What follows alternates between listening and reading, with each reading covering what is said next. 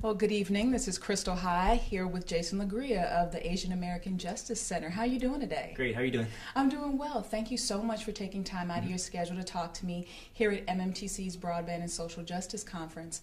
Now, briefly, tell me a little bit about AAJC and kind of your work with broadband generally, but also the Broadband Opportunity Coalition. Great. Well, again, I'm Jason Lagria with the Asian American Justice Center, and we're a member of the Asian American Center for Advancing Justice, and it's a broad coalition of Asian American groups across the country where we're committed to working towards civil and human rights for Asian Americans. Asian American Justice Center is part of the Broadband Opportunities Coalition, or the BBOC, and the BBOC is a historic coalition of national civil rights organizations dedicated to increasing broadband access and adoption in underserved and unserved communities. So one of the big things that BBOC is doing right now is partnering with One Economy, MMTC, the Joint Center, on various tasks. And one of the tasks that I'm working on specifically is the Digital Connectors program that we talked about a lot today. And definitely what it is a program where students from the community are getting trained on a bunch of different issues, including leadership, technology, software, application development, the whole 9 yards of digital literacy. And once they get that training, they go out and they try to train up to 900 people, a minimum of 900 people in their community on these different issues. Okay. And I think it's really important because broadband adoption, the main reasons why people don't adopt broadband are price, relevance, and digital literacy.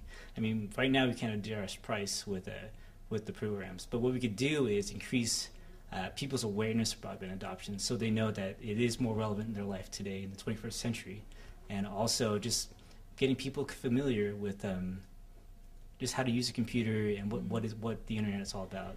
So do you find that, because I think one thing that's interesting is that people tend to group people together in a monolith. But in the Asian American community in particular, there's a vast array of diversity, culturally, ethnicities, linguistically. Do you find that there are kind of, there's a need to target specific outreach efforts to different communities based on some of those variations? Well, definitely, and I think I talked about this today, but it's a big problem because if you look at the studies that have come out, they're very misleading and very,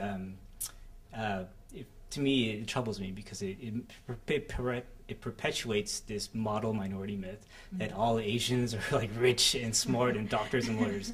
And I want to tell everyone there in the internet world that is just, it's not the case. It is the case for some people, but unfortunately not for the rest of our community. So, and that's where it goes, because you look at the numbers and the reports and they say it's like 77, 80-something% broadband adoption, which is great. But if you look at what they did, they only interviewed people in English. So you look at the Asian American community, 30% of our community doesn't speak English very well. So they're not going to pick up the phone and do these phone surveys, And if you look at, what correlates with broadband adoption, it's income, it's education, it's language issues. You look at the Hispanic numbers, it's a 20-point drop once you look at Hispanics who don't speak English. And I haven't seen the numbers because there isn't any numbers out there for the Asian American community, but I suspect it's the same thing.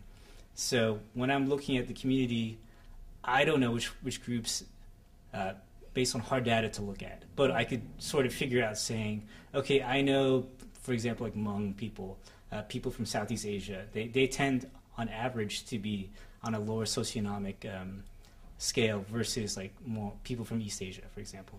So I'm looking to target those kind of groups where we know that in other areas that they're struggling. So they're probably also going to be struggling in broadband. For example, you look at some groups like from Southeast Asia, they'll have a lower household income. They'll have lower education achievement rates. So that's probably, those are proxies for broadband adoption. So you try to target those communities too.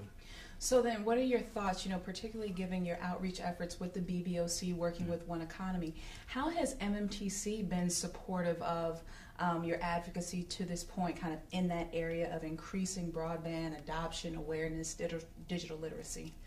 MMTC or One Economy or just everybody? Well, just general. Actually, more so with MMTC. Like how how would you say they've played a role in helping you be the advocates that you all like being? Yeah, well, definitely, everyone at MMTC is great, and David Honig is just this soldier and just a loud voice in the community, and it's great because I think he amplifies everything that we need to say. We're only one small group at the table, but I think David and the rest of MMTC is great for getting us all together in one room and just getting our priorities straight where they all align together. And I think he's a really great voice for getting that out.